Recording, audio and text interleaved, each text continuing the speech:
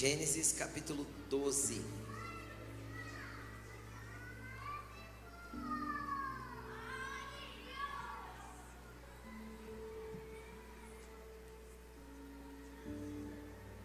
Glória a Jesus. Hoje mais uma vez nós vamos falar sobre paternidade geracional. Não era para ter se tornado uma série de mensagens, mas conforme eu fui ministrando, o Senhor foi depositando mais coisas no meu coração para falar sobre esse assunto. Mas hoje nós encerramos. E para você que está aqui às vezes pela primeira vez, deixa eu tentar colocar você dentro do assunto. Então preste atenção antes de nós entrarmos propriamente na palavra de hoje. A gente vem há 3 semanas, essa é a 4ª semana que nós estamos falando sobre paternidade geracional. E paternidade geracional não tem a ver apenas com homens, tem a ver com pessoas que receberam Deus como Pai. E por ter Deus como Pai, elas têm a capacidade de transmitir a paternidade de Deus para alguém. Seja essas pessoas filhos biológicos, seja essas pessoas filhos espirituais, que passam pelas nossas vidas, que em algum momento nós trazemos para perto, nós depositamos aquilo que temos, nós tocamos e abençoamos com aquilo que recebemos da parte de Deus, e em seguida às vezes eles se vão, ficam um período, outros ficam mais tempo, alguns permanecem até o fim, mas Deus nos deu a capacidade de derramar sobre a vida das pessoas como um pai geracional. O que é o pai geracional? É aquele que literalmente entende que cada pessoa que cai na sua aljava é uma flecha para ser atirada para um destino profético que Deus tem para ela. Cada pessoa que se aproxima dele entende e recebe que ele pode ser um apontador de destino, alguém que ajuda a corrigir a rota, alguém que ajuda a apontar para o lugar certo, e assim sucessivamente. Isso é um papel de um pai geracional. E aí a gente veio trazendo alguns exemplos de filhos. Primeiro a gente falou de Ló, né? Ló foi um filho adotivo, vamos dizer assim, um sobrinho que Abraão tomou como filho. E Ló fez várias decisões erradas e tomou várias decisões equivocadas. E a gente falou dele por 2 semanas seguidas, porque realmente a gente foi acompanhando a história. E a semana passada nós falamos de Ruth, uma mulher que era descendente desse Ló, né? Ela era descendente, né? Ló era ancestral dela, e que ela estava misturada com um povo todo corrompido, que adorava um Deus que só aceitava crianças como sacrifício. Ela era uma moabita.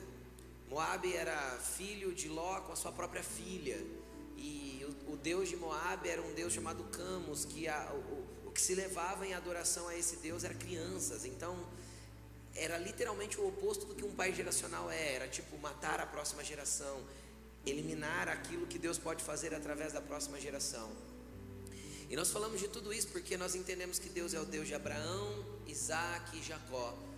E a gente lê um texto de Deuteronômio ou de Êxodo, se eu não me engano, que ele vai dizer que é assim que ele quer ser conhecido, como um Deus geracional, um Deus de Abraão, o pai, de Isaac, o filho, e de Jacó, o neto, ou seja, um Deus de gerações.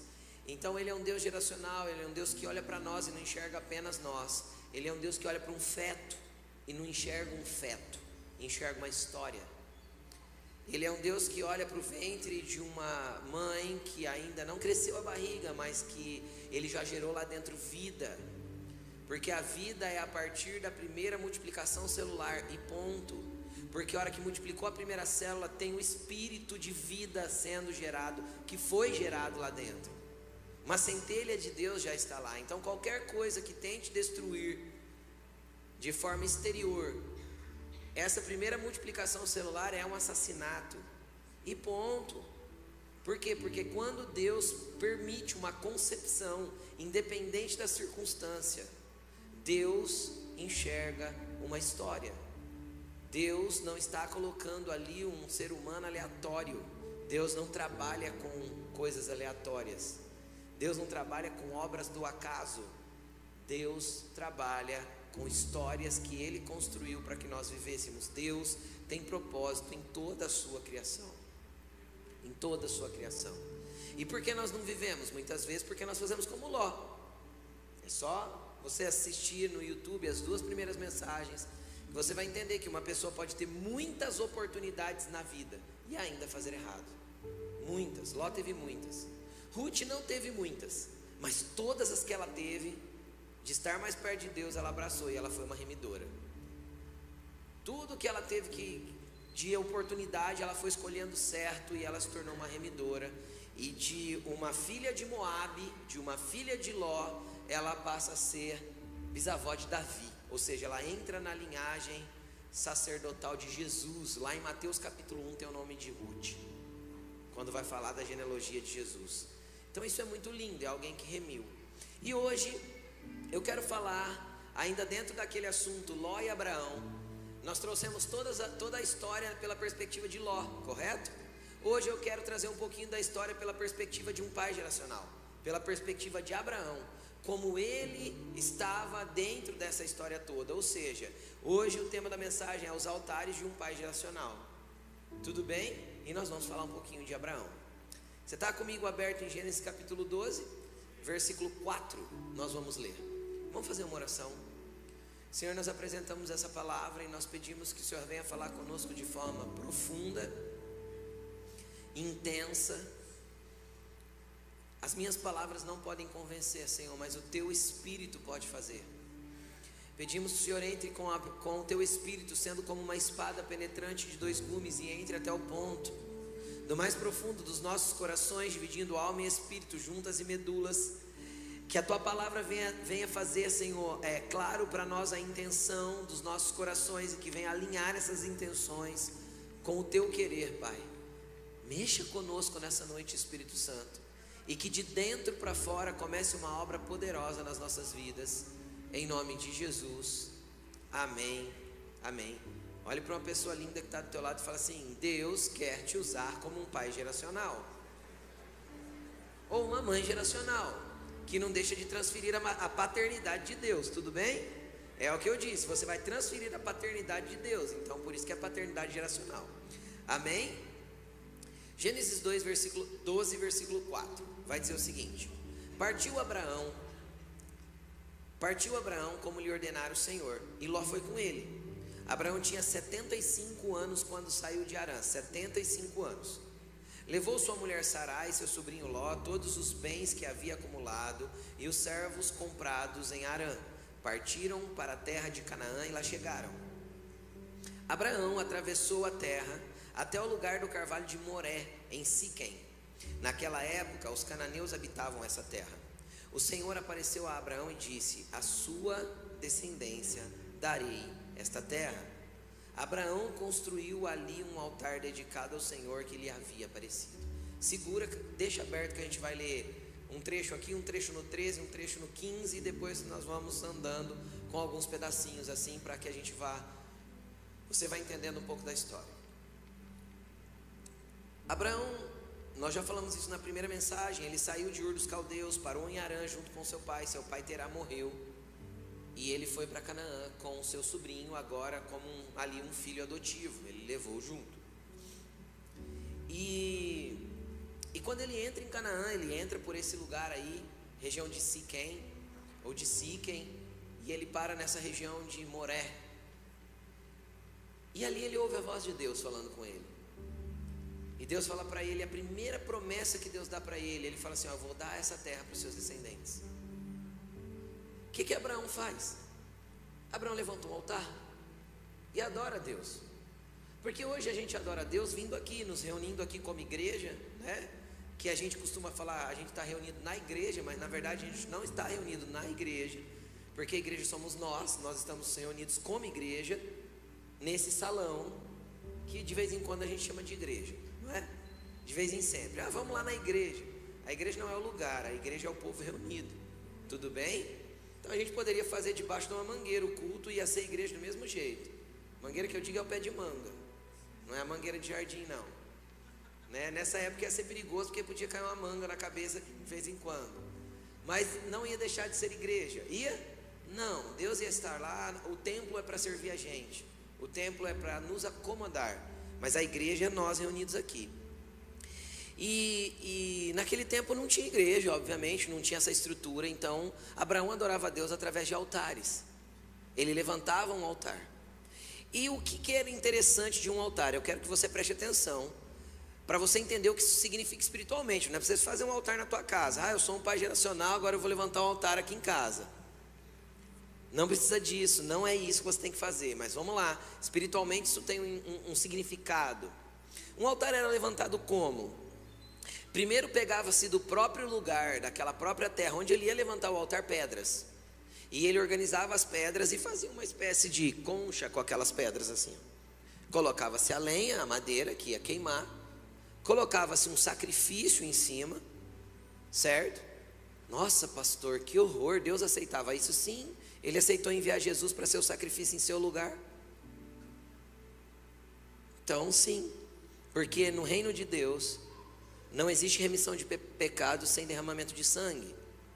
O sangue é moeda no reino de Deus, e a honra é a linguagem do reino de Deus. Pegaram ou não? Então não tinha como redimir o seu pecado sem o sangue de Jesus, que era puro. O sangue de animais durava por um tempo, diz a Bíblia. O sangue de Jesus foi para sempre. Glória a Jesus. Só que não tinha Jesus ainda, Jesus não tinha vindo. Então Abraão tinha que levar um sacrifício.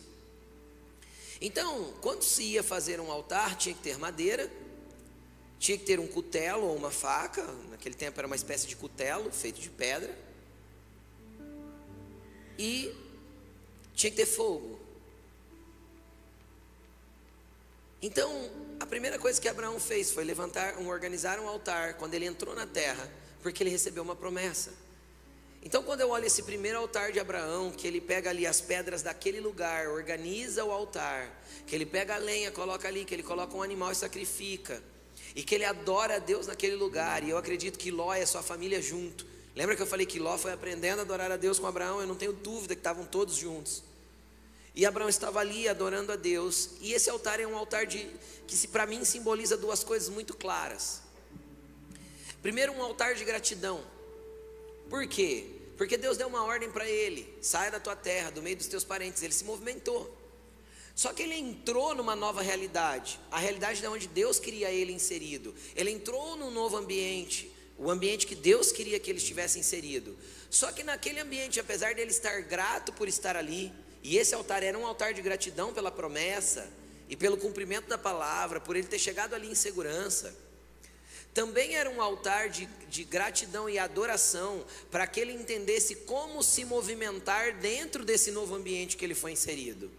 Então a primeira coisa que eu quero que você entenda: a nossa vida é feita de estações e de movimentações. Quem já viveu movimentações na vida aí que de repente deu uma virada e virou uma bagunça, mas depois as coisas entram em ordem e o lugar que você está, ou o ambiente que Deus te inseriu, ou o tempo que Deus te colocou está melhor do que o anterior? Quem já viveu isso na vida?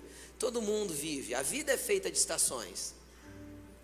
Então Deus te inseriu Abraão num novo lugar. O que Abraão fez? Eu vou agradecer a Deus por estar aqui, ao mesmo tempo, eu vou buscar a Deus para entender como me movimentar agora dentro de Canaã.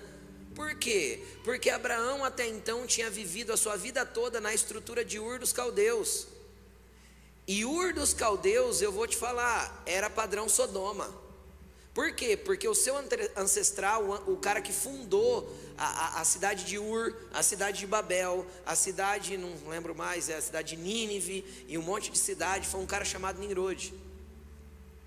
E Nimrod foi o primeiro homem a levantar um altar idólatra na história da humanidade, a adorar deuses. Também foi o primeiro homem a escravizar pessoas, a ser um tipo de imperador que oprimia e exigia que as pessoas fizessem o que ele queria.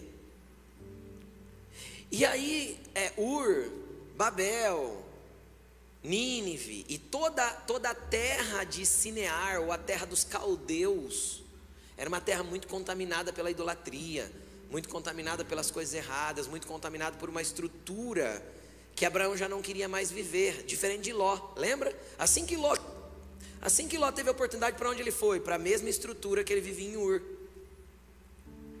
para o mesmo modelo que ele vivia em Ur. Abraão não. Abraão decidiu sair porque Deus o tirou. Agora deixa eu te contar uma coisa. Deus te tirou da tua velha vida. Deus te tirou da tua velha história.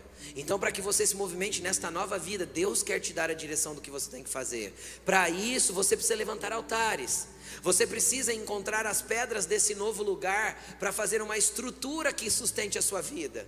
Ou seja, é a partir da terra desse novo lugar que você vai encontrar as pedras, ou seja, o sustentáculo daquilo que vai conduzir a sua adoração, conduzir a sua história, conduzir a sua vida. Não adianta a gente tentar usar o modelo de Ur dentro de Canaã, não funciona. Ou eu vou trazer a cultura corrompida para dentro do ambiente que eu estou. Deus te transicionou de uma velha vida, Deus te tirou da estrutura caída que você vivia, Deus foi lá, te resgatou do pecado, da morte, da escuridão, das trevas, de tudo ruim que você vivia. Ou está te resgatando por agora? Glória a Deus por isso. Então a primeira coisa que você tem que aprender é levantar altares. Como que eu levanto altar, pastor? De joelho no chão e boca no pó.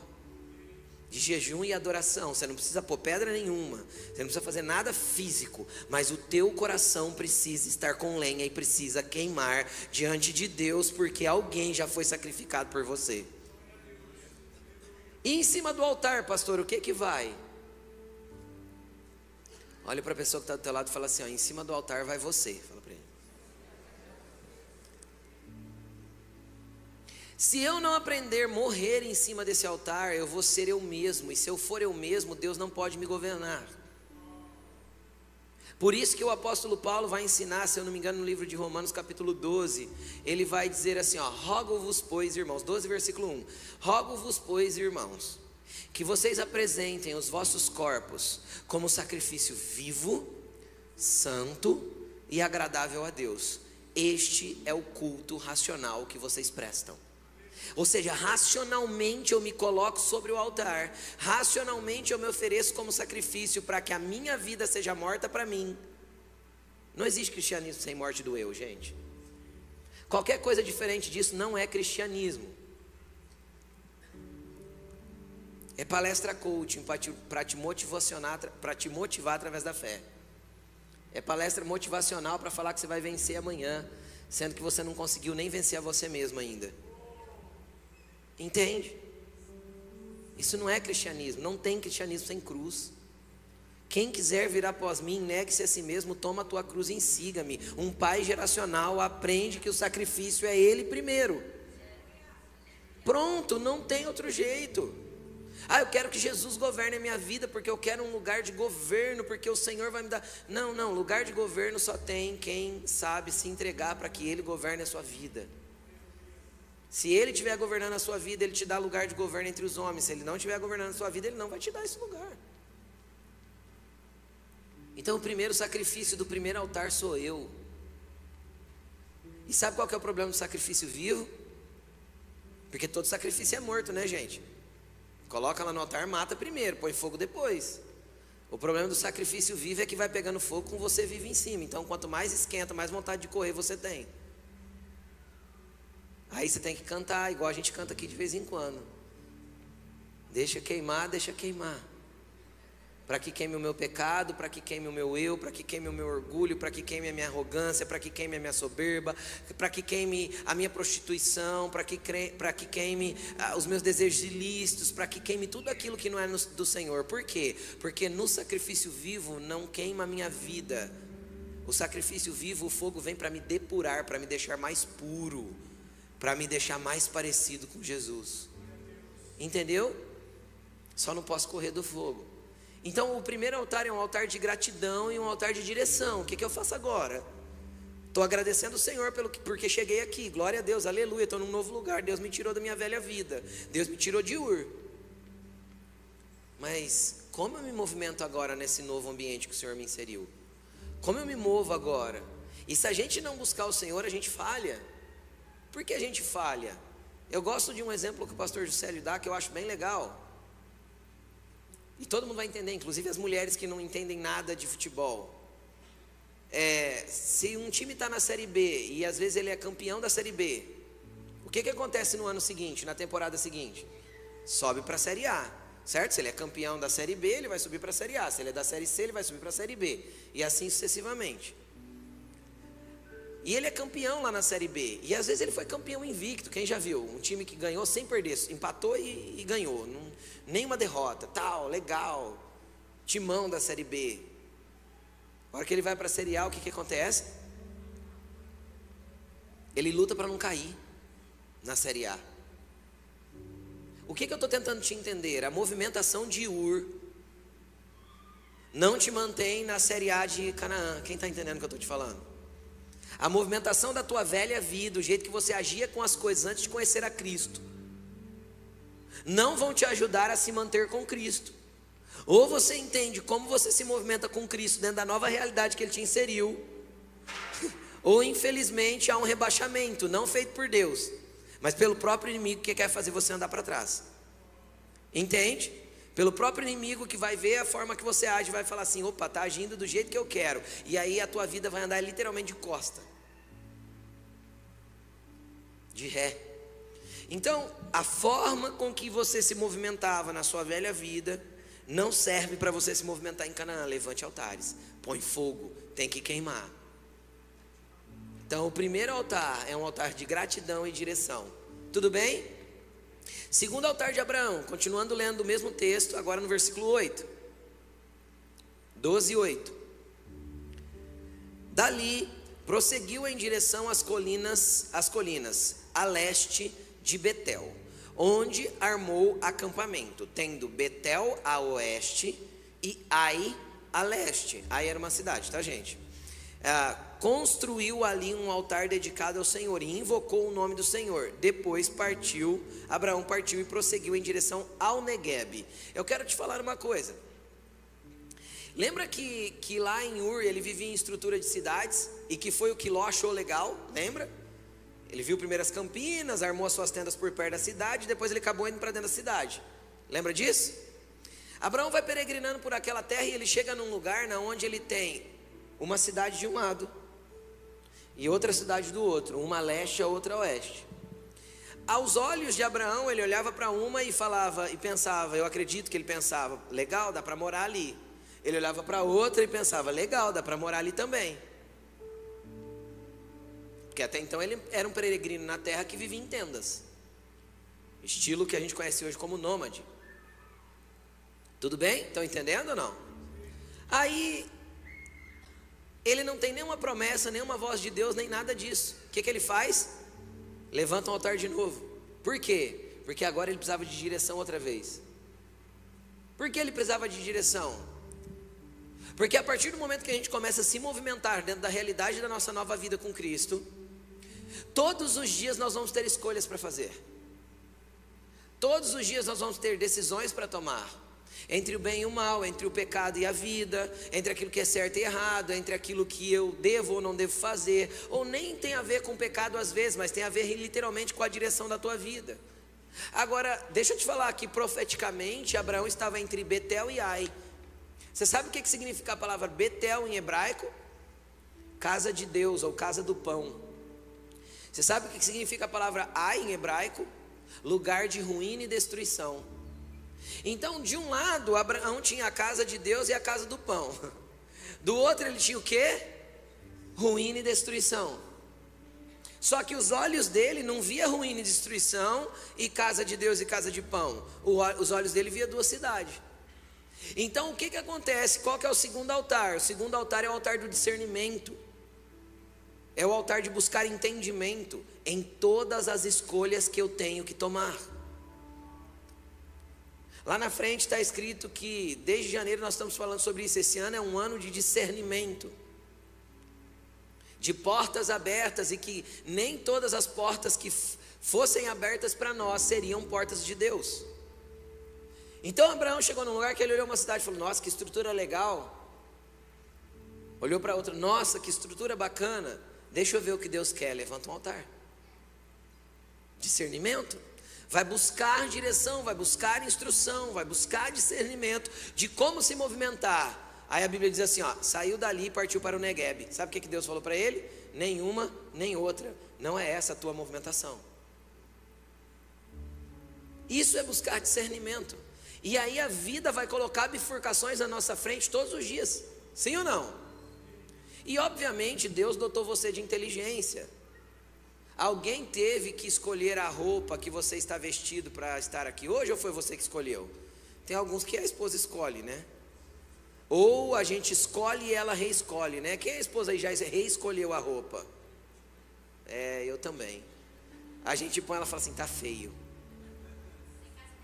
Aí eu olho e falo assim, mas tá legal.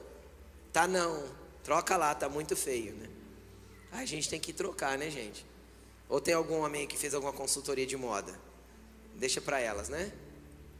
Mas vamos lá, continuando. Com exceção de coisas simples e coisas básicas que a gente consegue raciocinar, e Deus nos deu o poder de escolher, de tomar decisões de forma pensada e etc. Com exceção de coisas simples, por exemplo, você vai comprar um carro, vamos imaginar que você vai comprar um carro 0 quilômetro. Aí você não precisa orar, perguntar para o Senhor que cor que Ele quer que você compre.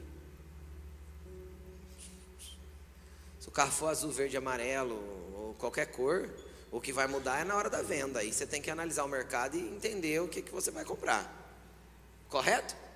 Só que você deveria orar para saber se você pode comprar, porque às vezes você está pegando um dinheiro que Deus não está direcionando para aquele lugar, você está investindo numa coisa que daqui a pouco está toda desvalorizada. Ou você está indo lá fazer uma Bíblia, 48 vezes de parcelas impagáveis. Aí a gente está orando, Deus vai prover, Deus é Deus de provisão. Deus é Deus que de cabeça e não de cauda. E eu vou andar por cima, porque você não precisa disso. Esteja satisfeito com o que Deus já te deu. Então, antes de comprar o carro, ore. Mas se Deus deu um sim para você, escolha a cor. Deus não se importa com isso. Quem está entendendo o que eu estou falando? Então, muitas coisas está tudo bem, mas outras coisas não estão tão bem assim. Pastor, mas um carro eu preciso orar? Ué, depende, se você fosse endividar por 4 anos, você sabe onde vai estar a tua vida daqui a 4 anos? Daqui 4 anos, que jeito vai estar a tua história? Aí você vai fazer uma dívida por 4 anos sem perguntar para Deus se você pode? Então a gente tem que orar para certas coisas. Se a gente orasse para muitas coisas, de muitas encrencas a gente se livraria. Todos os negócios que eu não orei na minha vida, e vários eu não orei. Não foram muitos não, mas uns 2, 3 eu não orei. Deu ruim. Deu ruim depois, só fui perceber depois. Jesus, mas como eu perdi dinheiro nisso? Todos os negócios que foi por empolgação, porque chegou uma oportunidade, uma porta aberta, e eu não levantei um altar para discernir, deu ruim. Do mesmo jeito que outras, quando vieram com portas abertas e eu orei e tive discernimento, obrigado. Mas você não vai pegar, o negócio é bom. Deus abençoe, eu não decidi que não é hora de eu entrar. E deu bom. Então nós precisamos entender que às vezes tem ali, casa de Deus, casa de pão, aqui lugar de ruína, e Deus fala assim, não, a região que você vai é para lá, Negueb. Não tem nada a ver nem com uma nem com outra. Então é um altar de discernimento, é um altar de entender as coisas. Continuando, eu quero ir com você para Gênesis 13, versículo 14, pula aí. Gênesis 13, 14.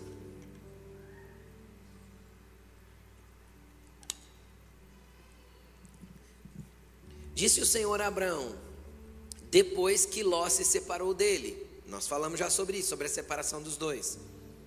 De onde você está, olhe para o norte, olhe para o sul, olhe para o leste e olhe para o oeste. Toda a terra que você está vendo, darei a você e a sua descendência para sempre. Tornarei a sua descendência tão numerosa como o pó da terra. Se for possível contar o pó da terra, também se poderá contar a sua descendência. Percorra esta terra do alto a baixo, de um lado para o outro, porque eu a darei a você.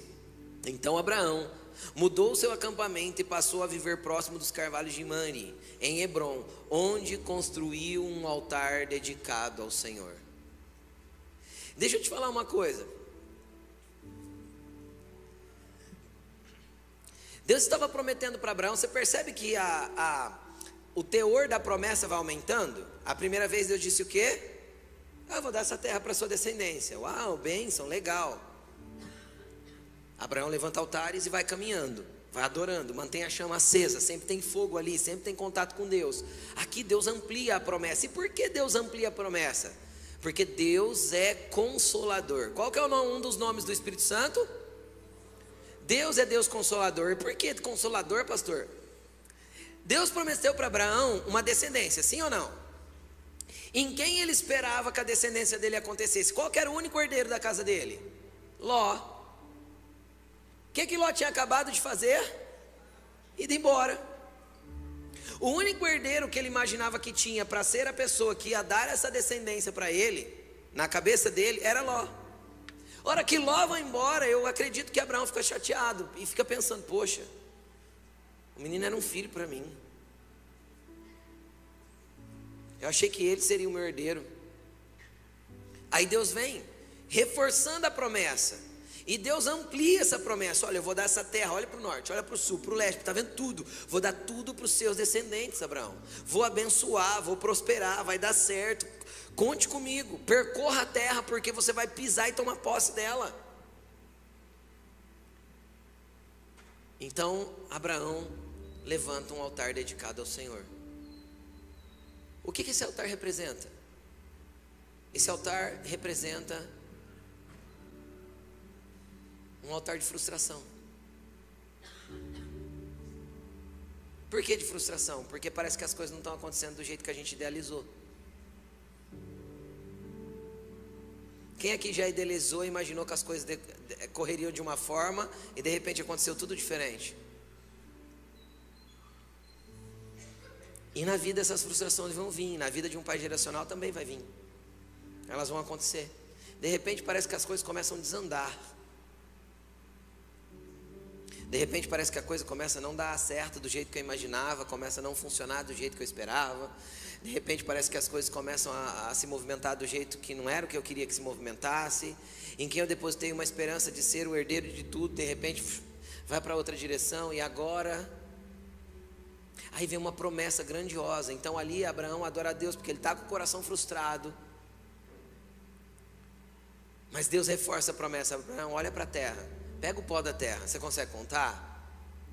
Então a sua descendência também vai ser assim, incontável, de tão grande que ela vai ser. É assim que eu vou fazer, Abraão. Então em cima da promessa Abraão adora de novo. Mesmo com o coração frustrado, mesmo com o coração chateado, mesmo sem entender o que ia acontecer no próximo passo, ele está adorando. Deixa eu te falar uma coisa, você não tem que adorar só quando as coisas estão dando certo. Você não tem que adorar só quando as coisas estão boas. Você não tem que adorar só quando tudo está fluindo, quando parece que tudo está andando segundo o teu projeto, segundo aquilo que você idealizou. Porque a gente constrói planos e não tem problema construir.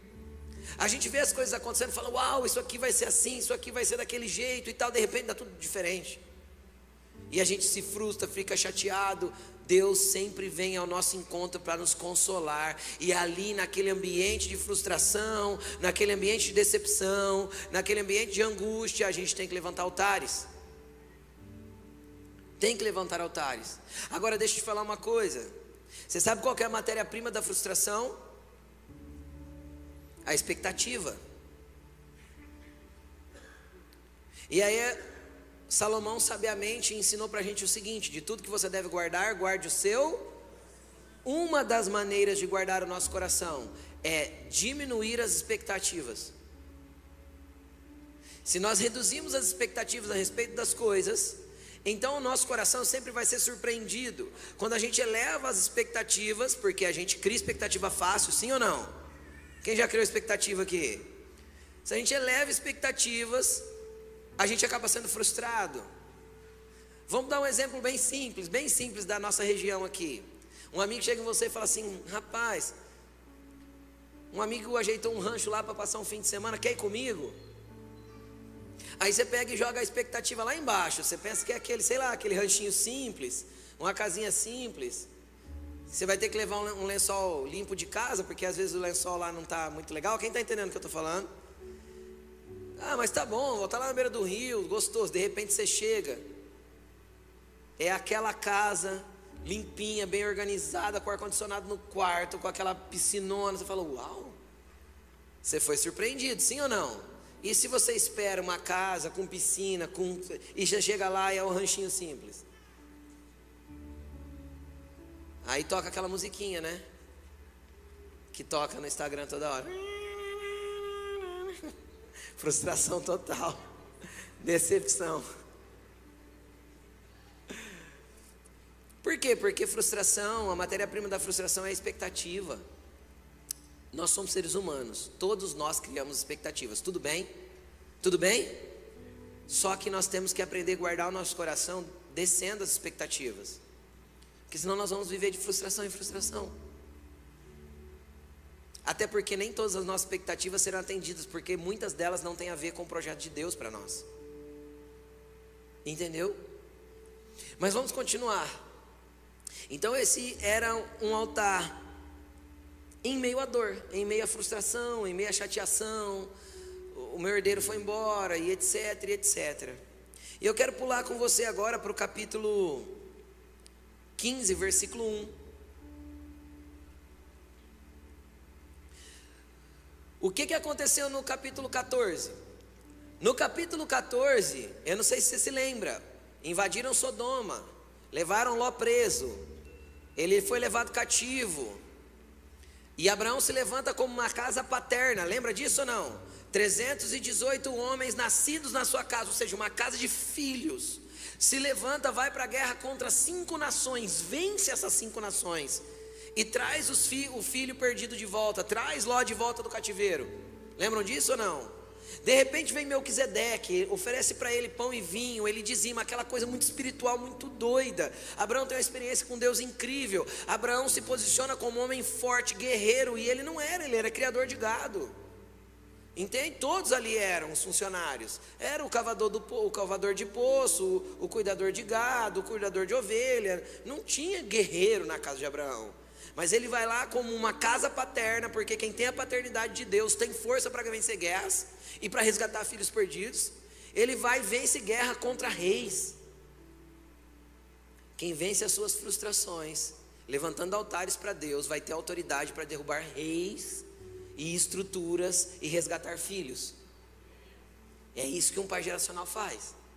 E aí quando ele volta de tudo isso, capítulo 15, versículo 1, olha só. Depois destas coisas, que coisas? Essa que eu acabei de contar, a guerra, o encontro com Melquisedeque, aquela coisa toda. O Senhor falou a Abraão numa visão: não tenha medo, Abraão, eu sou o seu escudo, grande será a sua recompensa. Deus vem de novo afirmando a Abraão, por quê? Porque ele estava com medo de alguma retaliação desses reis. Ele tinha entrado numa guerra. Até então ele era um homem de paz, não tinha inimigos. Agora ele tem inimigos, que ele derrotou. Quem está entendendo o que eu estou falando? E Deus falou para ele: não tenha medo, eu sou o seu escudo. Do mesmo jeito que eu fui a sua espada lá, agora eu sou o seu escudo aqui. Deus não foi a espada de Abraão lá na guerra? Agora ele tem teu escudo aqui. Então tem dia que Deus é a tua espada, e tem dia que Deus vai ser o seu escudo, tudo bem? Então ele olha para Abraão e fala: eu sou o seu escudo, eu sou a sua grande recompensa. Mas Abraão perguntou: ó soberano Senhor, que me darás, se continuo sem filhos? E o herdeiro que possuo é Eliezer, o Damasceno, era um servo. Sabe como chama isso ainda? Frustração, porque a promessa não se cumpria. Deus não falou que ia dar filhos e descendentes para ele? Cadê? E ele foi sincero com Deus: Deus, tudo bem, eu estou vencendo guerras, deixa eu te falar uma coisa. E agora eu quero falar para você que já foi usado por Deus em algumas coisas que você nem acreditou que Deus podia fazer através da sua vida. Querido, às vezes você passou por situações que você venceu reis, resgatou filhos, mudou a história de pessoas, trouxe pessoas de volta, venceu batalhas, encontrou com Deus. Melquisedeque era a representação de Jesus, ceou na velha aliança, doideira. Teve experiências sobrenaturais com Deus, fez coisas incríveis que você nem acredita que você poderia viver. Só que em seguida, quando você olha para você, você se vê frustrado. Por quê? Porque apesar de tudo isso, parece que aquilo que Deus prometeu não aconteceu ainda. Sabe por que Abraão estava frustrado de novo? Porque ele foi resgatar um filho, e ele enfrentou reis, venceu guerras, e ele encontrou com Deus, e grandes coisas aconteceram, e Deus usou ele com poder, com autoridade. Mas quando ele olhou para trás, os filhos não estavam ali. Ló não voltou com ele para casa. Entende? Ele fez tudo o que fez. A hora que Ló estava em segurança, obrigado aí, paizão, valeu pela força, estou voltando para Sodoma.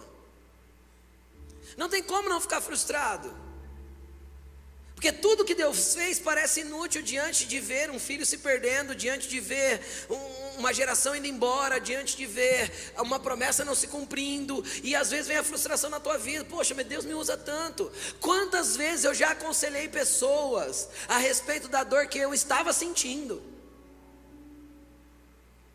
Pessoas sentam na minha frente, falar a história dela, falar assim, vão chorar junto. Eu queria falar. Só que da minha dor estava saindo cura para aquela pessoa. E aí eu volto para casa e falo, Deus, isso é real na vida de qualquer pai geracional. Abraão podia estar orgulhoso que derrubou impérios, derrubou cidades, venceu coisas. Não, mas ele voltou para casa chateado. O que eu fui buscar não veio. Muitas vezes Deus vai permitir que da sua maior dor saiam as maiores curas para as outras pessoas, e você está ali se remoendo com aquilo que está dentro.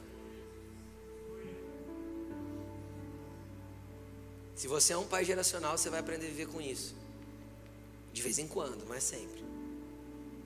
Então às vezes as pessoas vão chegar em você pedindo ajuda para o casamento delas, e você vai pensar assim, Deus do céu, será que ela sabe que o meu está pior que o dela? E você vai se levantar como? Eu posso te ajudar, porque eu conheço alguém que pode te ajudar.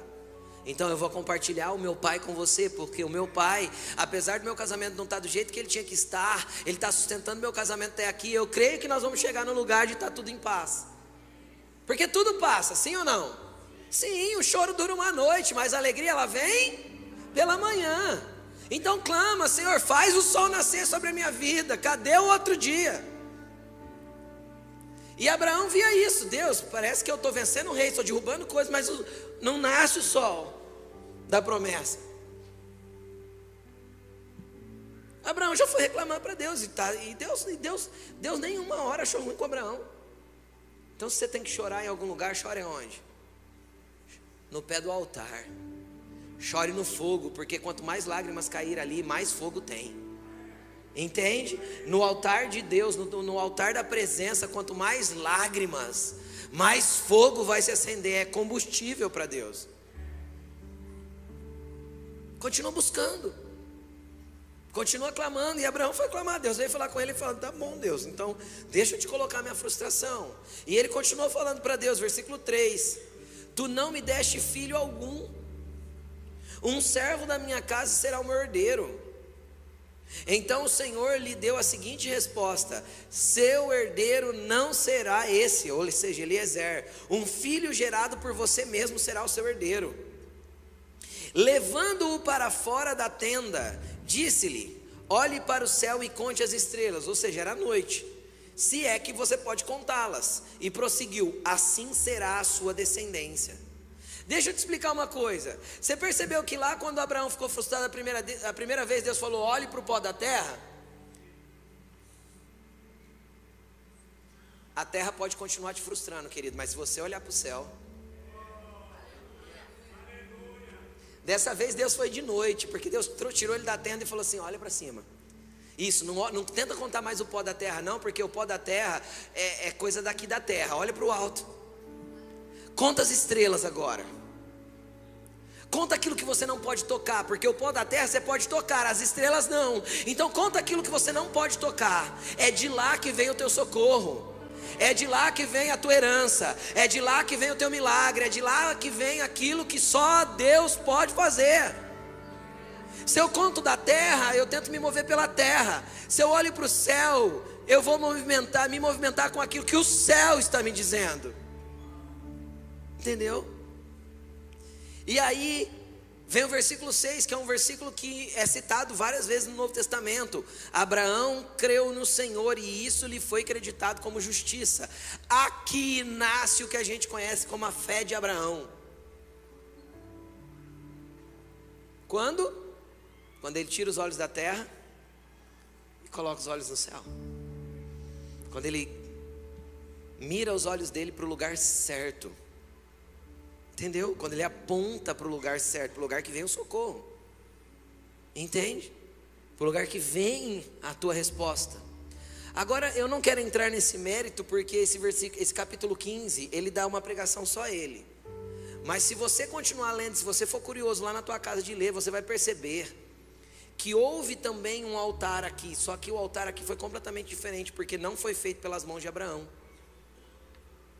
Foi feito pelo próprio Deus. Aqui aconteceu uma coisa muito doida.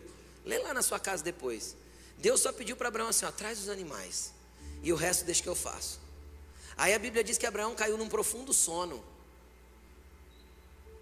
E Deus se movimentou. E Abraão teve uma experiência sobrenatural e transcendental. Por quê? Porque, cara, Deus percebeu que enquanto Abraão estivesse fazendo com as mãos dele, não ia dar certo. Deus falou assim, ó, vamos deixar aqui esse altar eu levanto. Só traz os animais, só traz o sacrifício. Quem quer o sacrifício? Vem só você. Vem e se entrega, deixa que o resto eu faço. Entendeu? Deus fez tudo. Deus colocou Abraão em sono profundo para que ele não intervisse. Deus visitou, veio. Abraão teve uma experiência muito doida nessa noite aí, mas muito doida mesmo. Se você ler, é muito doida. Mas foi Deus que fez. Deus resolveu não deixar que ele levantasse mais altares. Não com a mão dele mais agora. Agora foi Deus que veio numa visitação. Foi Deus que veio. Bom, Deus veio na visitação, coisa maravilhosa. Quem já teve uma visitação de Deus aqui, que você foi cheio do poder, que Deus falou com você, que você caiu na unção, tremeu, falou em línguas, que, meu Deus, você saiu daquele lugar e falou assim, Jesus, eu nunca tive uma experiência tão boa quanto essa. Quem já teve? Maravilha. Quem passou 2 dias e a vida estava igualzinha depois, a mesma coisa, e você olhou para a tua vida e falou, Jesus, a experiência foi linda, mas tipo, foi o que aconteceu com Abraão. Foi uma experiência maravilhosa que ele teve com Deus nessa noite. Mas ele continuava sem herdeiro. Ele continuava sem filhos. Ele continuava sem descendência. Ele continuava longe da promessa.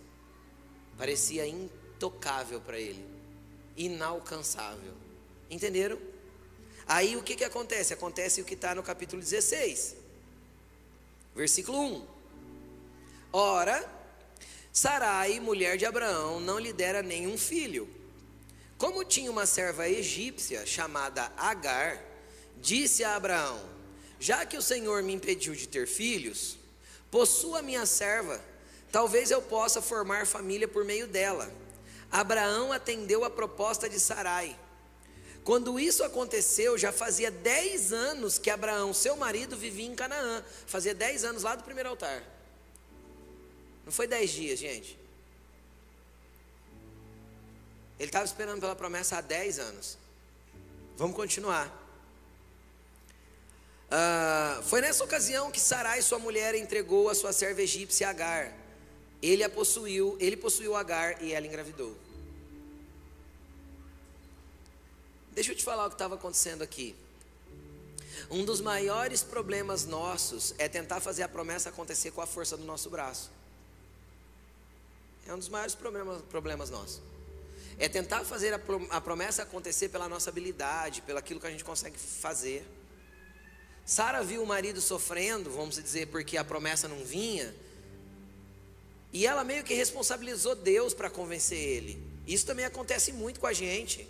Já que Deus não deixa eu engravidar, então pega minha serva Agar, né? Porque naquele tempo quase todo homem, principalmente que tinha condição melhor, ele tinha a esposa ou mais que uma esposa e também tinha concubinas. Era meio que comum na cultura da época. E Abraão não viu nada de legal naquilo e foi. Então eu costumo brincar que a sugestão de Sara foi: vai cagar. E ele cagou. Certo? Não é? Foi isso que ele pediu. E ele fez uma baita de uma caca, né? Que está até hoje, dando trabalho. Mas vamos continuar. Vamos continuar. Então o que acontece? Acontece que quando a gente tenta alcançar a promessa pela nossa habilidade, pela força do nosso braço, pela forma humana de fazer, nós vamos gerar mais problemas. Nós vamos gerar mais problemas. E aquilo gerou um problema dentro da casa de Abraão. Abraão e Sara nunca tinham tido problema no relacionamento até ali. Agora deu. Por quê? Porque Agar primeiro se sentiu orgulhosa. Agora eu sou mãe do filho de Abraão. Começou a desprezar Sara. A Bíblia diz que Sara oprimiu ela fugiu. Quando ela estava fugindo, Deus falou para ela: volta, não quero que você fuja. Se sujeita à sua senhora. E foi um problema familiar terrível. Por quê? Porque ele foi gerado do jeito errado. Ele foi gerar a promessa do jeito errado. Ele foi gerar a promessa pela força da terra. E aí a gente sempre tem esse problema de confundir o tempo, de errar a estação, de tentar gerar o que Deus quer gerar através de nós com a força do nosso braço. Moisés também fez isso. Como eu sei? Eu sei porque Deus deu uma promessa para Abraão dizendo assim: ó, a tua descendência vai viver em terra alheia, em terra estranha por 400 anos. Aí Jacó foi para o Egito, lembra? Com José, seu filho. E eles saíram de lá 400 anos depois? Não. A Bíblia diz que eles saíram de lá 430 anos depois. Deus errou? Não. Quem errou? Moisés. Como eu sei? Porque quem que era o libertador que Deus levantou para tirar eles de lá? Moisés. Certo? Quando Moisés se levanta para tentar defender o povo judeu, o povo dele, ele mata um egípcio, certo? Certo? E aí quando ele vem que descobriu que ele matou o egípcio, o que ele faz? Foge. Quantos anos ele viveu na terra de Midian? 40. Se eles saíram de lá com 430 anos, Moisés tentou ser o libertador 10 anos antes do que Deus tinha dito que seria. Pegou a conta? 10 anos antes ele tentou manifestar o libertador com a força do braço dele. É Abraão fazendo filho com Agar, mesma coisa. De alguma forma Deus começou a incomodar Moisés que ele seria o libertador. Não sei como, a Bíblia não diz. De alguma forma Moisés percebeu que ele tinha que fazer alguma coisa em favor do povo dele. Só que foi 10 anos precipitado. E na força do braço. Quem tirou o povo do Egito foi Moisés? Não, foi Deus, cara. Deus mandou praga, fez cajado transformar em cobra. Deus mandou tudo quanto é coisa. Foi Deus que tirou o povo de lá. Ou seja, quando Moisés volta para lá 40 anos depois, ou seja, 30 anos atrasado,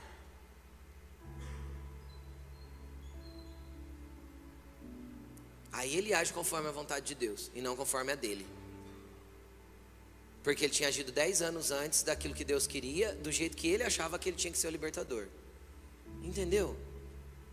Qual que é o problema disso? Deus vai fazer a promessa se cumprir? Vai. Por que atrasa? Atrasa porque eu erro, eu peco, eu me desvio. E deixa eu te falar uma coisa: todas as vezes que você peca, Satanás já sabe que Jesus vai te perdoar, se você se arrepender. Só que o tempo não volta. O tempo não volta. Então o problema do pecado, o problema do nosso erro é perder tempo. Entendeu? Moisés perdeu 30 anos da vida por causa de um erro. 30 anos pastoreando ovelha no deserto. Vai dar capim para ovelha no deserto, gente. Você vê o tanto que você sofre. Não tem nada lá para comer, lembra? A Bíblia diz que ele ficou 40 anos pastoreando ovelha no deserto. Vida de escassez, de secura. Por quê? Porque tentou antecipar a promessa e fazer com a própria mão. Abraão fez a mesma coisa. Tentou resolver com Agar. Quem está comigo? Não tenta resolver com as suas mãos não. Tem coisa que só Deus pode fazer. Deixa ele agir. Levanta altares e espera ele fazer. Entendeu?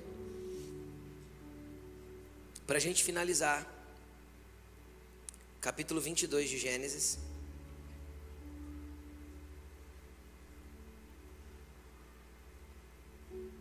Versículo 1.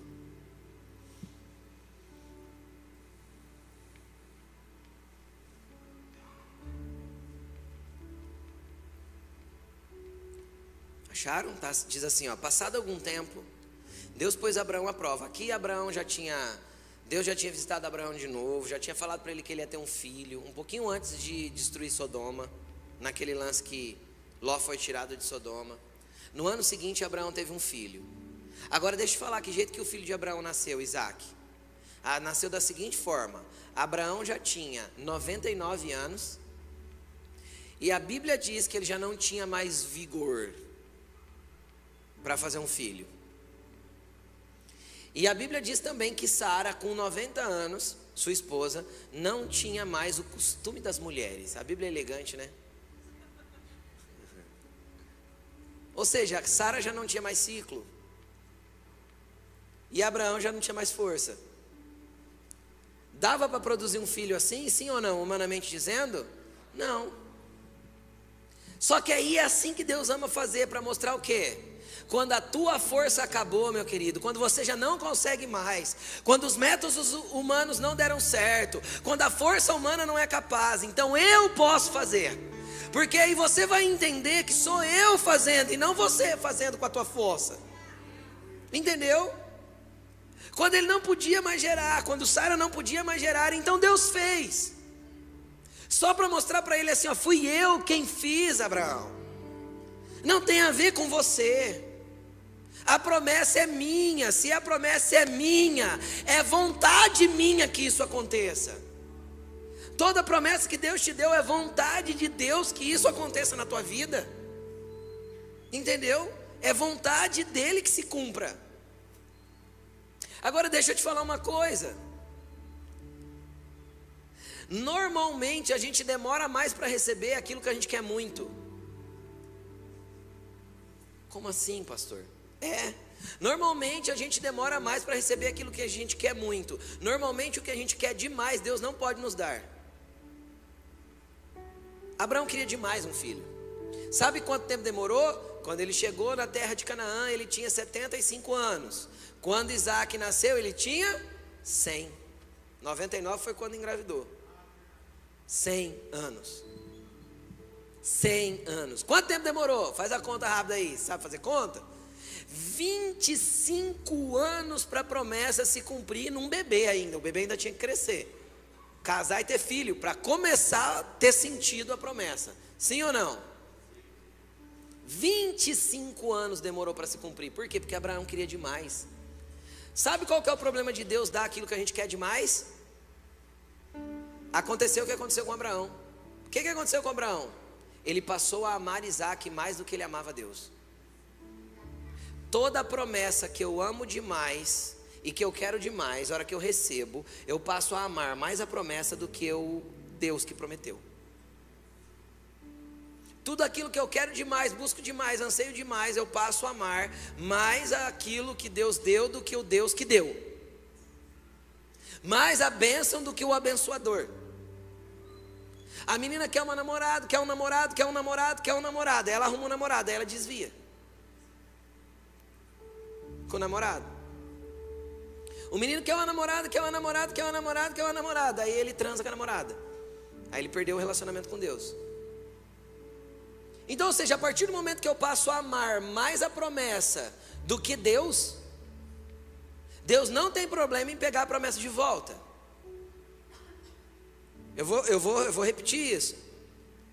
Deus ama nos dar aquilo que nós estejamos dispostos a devolver assim que Ele pedir. Por quê? Porque isso não tem o nosso coração. Deus ama te abençoar com aquilo que você esteja disposto a devolver para Deus a qualquer momento que Ele te pedir de volta. Por quê? Porque isso não tem o nosso coração. E não vai orar para Deus pedir a tua esposa, porque é pecado. Deus, se o Senhor deu, o Senhor não quer pedir ela, não? Eu entrego. Ou o marido é Deus, pede o meu marido. Eu até choro, Jesus, na beira do negócio para ir embora. Pecado isso.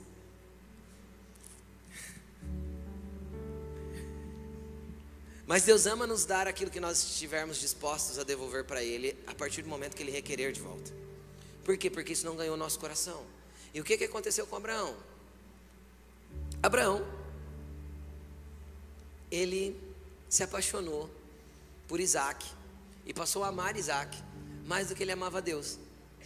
O que Deus fez? Passado algum tempo, Deus pôs à prova a Abraão dizendo: Abraão, e ele respondeu: eis-me aqui. Então disse Deus: toma seu filho, seu único filho, Isaac, a quem você ama. Olha o que Deus disse: toma seu filho, era o único? Não, tinha Ismael. Só que nesse momento já não tinha mais. Sabe por quê? Porque onde chega a promessa de Deus, o que eu gerei pelas minhas mãos precisa sair. Assim que Isaac começou a crescer, Deus falou para Abraão: é de Ismael. Abraão relutou, falou: eu amo o menino, e agora o que eu vou fazer? Ismael já era começo da juventude, final da adolescência. Despede ele e a mãe, agora é a hora de despedi-los. Mas Deus, Abraão, eu vou abençoar ele por sua causa. Eu vou abençoar o menino por causa do amor que eu tenho por você. Então eu vou abençoar. Ele também vai ser um grande homem. Vai ter nações que vão nascer dele. Coisas grandes vão acontecer. Pode ficar tranquilo que eu vou abençoar. Só que despede ele. Por quê? Porque não dá para habitar no mesmo espaço, no mesmo lugar, aquilo que eu gerei com as minhas mãos e aquilo que Deus está gerando com as mãos dele. Quando Deus dá a promessa e gera as coisas com a mão dele, o que foi gerado com as minhas mãos vai ter que sair. Não tem como. E despedir coisas que eu gerei com a minha mão é dolorido demais muitas vezes. Muito dolorido. E Abraão teve que despedir, porque ele gerou com a mão dele. Ninguém mandou ele se deitar com Agar. Ninguém mandou ele fazer um filho nela. Foi ideia da Sara, que depois se arrependeu inclusive. E aí ele teve que despedir Ismael. E aí ficou só Isaac. E aí Deus fala assim: ó, Abraão, pega o seu filho Isaac, o seu único filho. Deus falou assim: ó, Abraão, tirei todas as tuas possibilidades, sobrou só um, beleza? Tirei todas as suas tentativas humanas, tirei tudo aquilo que você construiu com a tua mão, agora sobrou só o meu projeto. Agora que sobrou só o meu projeto, mas você ama o meu projeto mais do que eu, então eu quero que você pegue o meu projeto e vai para a região de Moriá. Sacrifique-o como holocausto num dos montes que eu indicarei. Pega o que eu te dei e me devolve, porque não é teu. Na manhã seguinte, Abraão se levantou, preparou seu jumento, levou consigo 2 de seus servos e Isaac, seu filho. Depois de cortar lenha para o holocausto, partiu em direção ao lugar que Deus havia indicado. No 3º dia de viagem, Abraão olhou e viu o lugar de longe. Disse aos seus servos: fiquem aqui com o jumento, enquanto eu e o rapaz vamos até lá. Segundo os teólogos, historiadores aí, Isaac deveria ter entre 16 e 25 anos, aproximadamente, tá? Não tem como datar esse ocorrido aqui, mas era um rapaz, ou seja, não era mais uma criança. Ele pegou, Abraão pegou a lenha para o holocausto e colocou nos ombros do seu filho Isaac, e ele mesmo levou as brasas para o fogo e a faca. E caminhando os dois juntos, Isaac disse ao seu pai Abraão: meu pai. Sim, meu filho, respondeu Abraão. Isaac perguntou: as brasas e a lenha estão aqui, mas onde está o cordeiro para o holocausto? Sabe o que é lindo nisso? É lindo, isso é lindo, terrível e maravilhoso. Quem já ouviu essa palavra na Bíblia? Isaac está indo para sacrificar junto com o pai, não é a primeira vez. E como eu sei que não é? Isaac está subindo, dá uma olhada na mão do pai e vê as brasas, vê a lenha nos ombros dele, dá uma olhada no cinto do pai e está ali o cutelo. Entende ou não? Aí ele fala assim: pai, só pergunta, pode falar, filho. Estou vendo a brasa, estou vendo a lenha, as pedras vão estar lá em cima, porque aquela região é toda pedregosa, onde vai tem pedra. O cutelo o senhor trouxe, não está faltando alguma coisa para a gente adorar, não? Sabe o que isso me mostra? Que um pai geracional ensina os filhos a adorarem a Deus. Eles sabem do que precisam para estar na presença. Entende? Um pai geracional ensina aos filhos o que é adoração, o que é levantar um altar. Isaac sabia, sem hesitar, ele já olhou e falou assim: tem alguma coisa que não está certo nisso. Sabe o que Abraão respondeu? Abraão creu em Deus e isso lhe foi imputado como justiça. Olha o que a fé de Abraão respondeu: sim, meu filho, respondeu Abraão, né? Isaac perguntou. Versículo 8: respondeu Abraão: Deus mesmo há de prover o cordeiro para o holocausto, meu filho. E os dois continuaram a caminhar juntos. Sabe como chama isso? Fé. Você está vendo tudo dar errado? Parece que a promessa vai se perder, parece que tudo vai para a direção errada, parece que vai dar bem ruim. Aí entra essa frase, né? Deus proverá. Deus proverá não é quando você fez um monte de caca e aí você fala Deus proverá. Deus proverá é quando você fez tudo certo e ainda assim você vê que está faltando alguma coisa. Entende? Você preparou a lenha, está ali. Você preparou a brasa, está ali. Você preparou tudo, está tudo certo, só que está faltando uma coisa. Aí Abraão olha e fala assim: Deus proverá, filho, fique tranquilo. Quando chegaram ao lugar que Deus havia indicado, Abraão construiu um altar. Sobre ele arrumou a lenha, amarrou seu filho Isaque e colocou sobre o altar em cima da lenha. Então estendeu a mão e pegou a faca para sacrificar seu filho. Mas o anjo do Senhor o chamou do céu: Abraão, Abraão. E ele respondeu: eis-me aqui. Não toque no rapaz, disse o anjo, não lhe faça nada. Agora sei que você teme a Deus, porque não negou o seu filho, o seu único filho. Abraão ergueu os olhos e viu um cordeiro preso pelos chifres no arbusto. Foi pegá-lo e sacrificou como holocausto em lugar do seu filho. Querido, eu imagino que tenha sido um momento angustiante para Abraão. Só que o que Deus estava provando no coração dele era assim: Abraão, eu quero ver se você está pronto para ser pai de multidões. Eu quero ver se teu coração me ama mais do que qualquer coisa que eu possa te dar. Cara, quantas pessoas vêm na igreja e fazem a campanha para ter a casa, para ter o carro, para ter a vitória, e depois da vitória nunca mais volta. Nunca quiseram Deus, quiseram a bênção. Nunca quiseram Deus, quiseram Isaac. Recebeu Isaac, esquece Deus. Sabe o que Deus vai fazer? Vai fazer você preparar um altar. Você vai ter que queimar a tua bênção lá, cara. Porque Deus prefere ter você do que não te ter e te dar coisas. Entende? Deus prefere arrancar todas as coisas de você para te ter, do que te deixar você ter as coisas e não te ter. Entendeu? É melhor que você morra pobre, mas com Jesus, do que rico e abastado em mansões, vazio de Deus. É isso. E Deus não tem problema em te dar riqueza, nem quer que você abra mão de nada. Abraão era riquíssimo, riquíssimo. Só que Abraão era riquíssimo e olhava para tudo aquilo e falava: eu vou deixar para quem? Quem que vai dar continuidade na promessa? O vazio de Abraão estava na falta de um filho. Então, querido, um pai geracional passa por momentos difíceis. Um pai geracional tem que fazer escolhas duras. Eu imagino o quanto foi difícil amarrar Isaac. Eu acredito que Abraão não chorou pelo caminho. Por quê? Porque quando a gente estuda sobre temperamentos, Abraão era um fleumático. E fleumático é um dos temperamentos mais difíceis de chorar.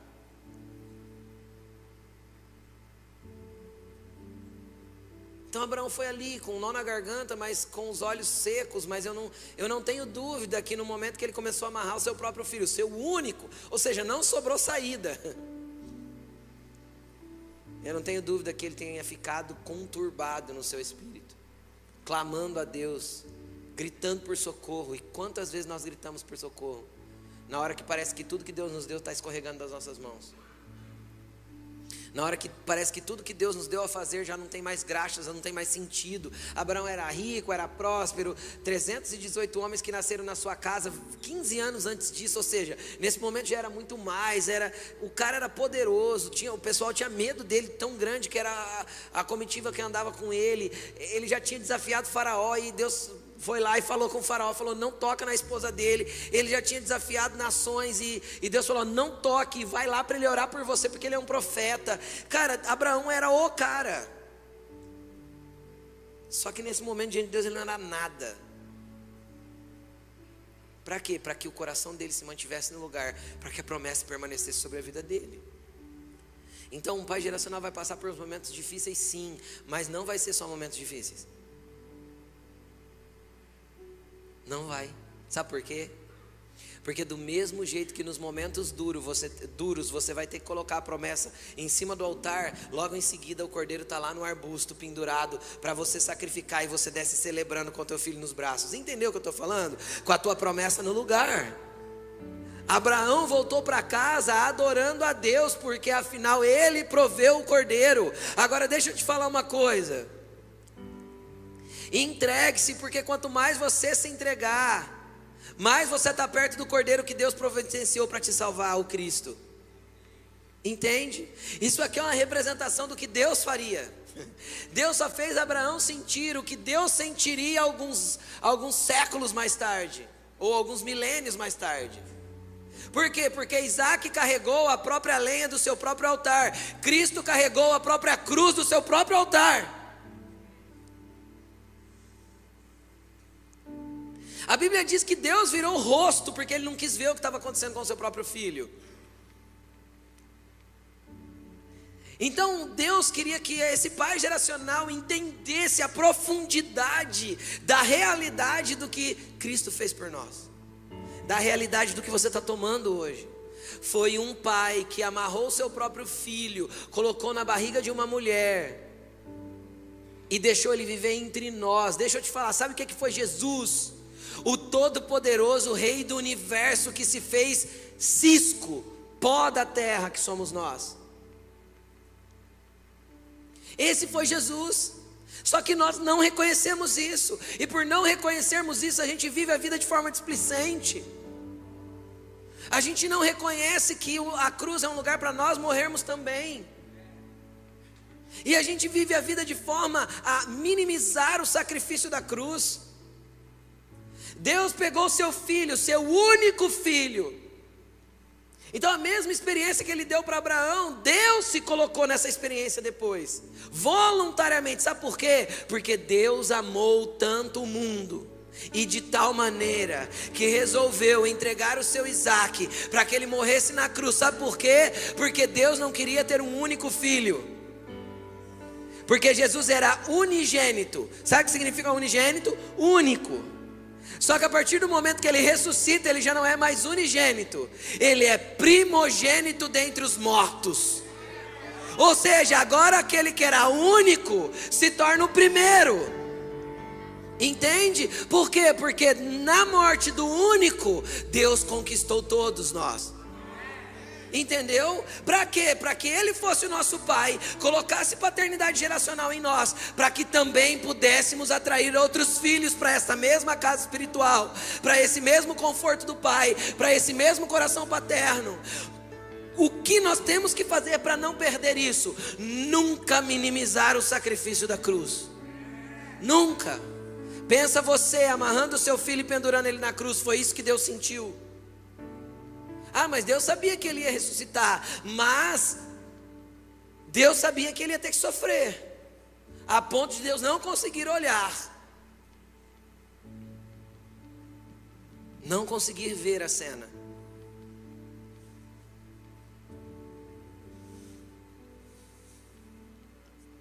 Tudo isso foi feito por nós, para que fôssemos pais geracionais. Então quando te perseguirem, celebre. Jesus também foi perseguido, eu não preciso ser melhor que ele. Quando te caluniarem, adore, levante altar. Jesus foi caluniado, eu não preciso ser melhor que ele. Quando falarem mal de você, te chamarem de demônio, de Beuzebu, de maligno, de Jezabel, do que for, não tem problema, chamaram Jesus de Beuzebu. Eu não sou melhor que ele. E quando a vida te apertar e te fazer você passar por dificuldades, porque ninguém está livre da dificuldade da vida, você só tem um Senhor e um Consolador junto com você. E você tem altar aceso para cada vez que a vida te apertar, você pôr mais chamas. Põe lágrimas que vai queimar mais ainda. Labaredas vão subir. E quando a vida te apertar, saiba que a vida também apertou Jesus. Jesus sepultou um pai muito jovem. Para pensar isso. José, que ensinou Jesus, mas ensinou o quê? O que José ensinou Jesus? Com 12 anos o menino ia para o templo, cara, e falava no mesmo nível dos doutores. Quem que ensinou a lei para Jesus? José. Jesus teve um pai adotivo na terra. Até que esse pai adotivo teve que ser sepultado por Jesus, que era o filho mais velho, lembra? Então Jesus também sofreu dores, cara. Ai, pastor, eu passo umas tentações na minha vida. A Bíblia diz assim: em tudo ele foi tentado, porém não pecou. Sabe por quê? Porque ele olhava de um lado, tinha Ai, ele olhava do outro, tinha Betel. Mas ele levantava um altar e ele fazia só o que via o pai fazendo, e falava só o que ouvia o pai dizendo. Ou seja, ele se movimentou orientado pelo Pai Celestial. Jesus quer a tua vida, não um pedacinho dela. Ai, Jesus quer meu coração. Não, Jesus não é cardiologista. Ele não quer teu coração não, querido. Se for para entregar o coração, fica com ele para você. Eu falo isso sério. Jesus não quer teu coração. Jesus te quer inteiro. Todo. Jesus te quer por inteiro, não é teu coração. Ai, Jesus conhece meu coração. Claro que conhece, sabe o tanto que é ruim. Por isso que Ele te quer por inteiro. Ele quer a nossa vida, a nossa história, a nossa existência, o nosso respirar, o nosso andar, o nosso trabalho, tudo. Ele quer a nossa vida, ele nos quer por inteiro. Ele não te quer mais ou menos, Ele não te quer por pedaços. Deus não fracionou a tua vida em pedaços para abençoar um pedaço da tua vida e deixar o outro sem bênção. Cara, isso é uma mentira que o modelo grego criou de dualismo. Ai, a minha vida isso é abençoado, mas a minha vida sentimental. Ei, você não é gato, você não tem 7 vidas não, você tem uma só. E você entregou essa vida para Cristo. Ele quer governar a tua vida por inteiro. Ele quer uma entrega completa, uma rendição precisa, inteira, com tudo. Ai, sabe, eu estou na fé, mas eu não consigo dizimar. Então ele não tem tua vida. Se o teu dinheiro não é dele, não faz sentido você andar com ele. Toda a tua vida é dele, toda. Teus filhos são dele, sua casa é dele, seu carro é dele, você é só mordomo.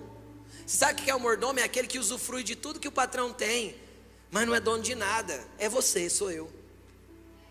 Entendeu? Então Jesus quer tudo. Então eu não quero que você venha aqui mais para buscar uma bênção. Eu quero que você venha aqui para buscar Deus, para encontrar um Pai. Porque tudo que você precisa está nele. E Ele sabe de tudo que você precisa. E antes que a palavra venha à tua boca, ou seja, quando você só pensou, Ele já sabe. E se você tentar se esconder dele, não tem jeito mais. Sabe por quê? Porque os olhos dele te acham onde você tentar se esconder. Não adianta qualquer quebrada da vida, qualquer motel da vida, qualquer bicada da vida, ele vai estar lá com você, porque um dia você levantou a mão e falou assim: Jesus, eu entrego a minha vida. Se você tomou ela de volta, ele não voltou atrás em ser dono dessa vida. Você só roubou ela de volta. E eu vou te falar, Jesus não perde para ninguém. Não perde. Eu costumo brincar com a Laine que não existem coisas que não tem jeito mais. Uma vez que Deus nos tem, filho, para onde me irei do teu espírito? Para onde fugirei da tua presença? Se eu fizer a minha casa no mais alto monte, Ele está lá. E se eu atravessar os mares e ir para o outro lado do oceano, Ele continua lá. Sabe por quê? Porque Ele é o Deus que te comprou, porque Ele foi o sacrifício que te resgatou. Teu preço é preço de sangue, é preço de uma entrega voluntária de Deus. Não dá pra gente brincar com isso. Deus quer te fazer um pai geracional, hoje e para sempre.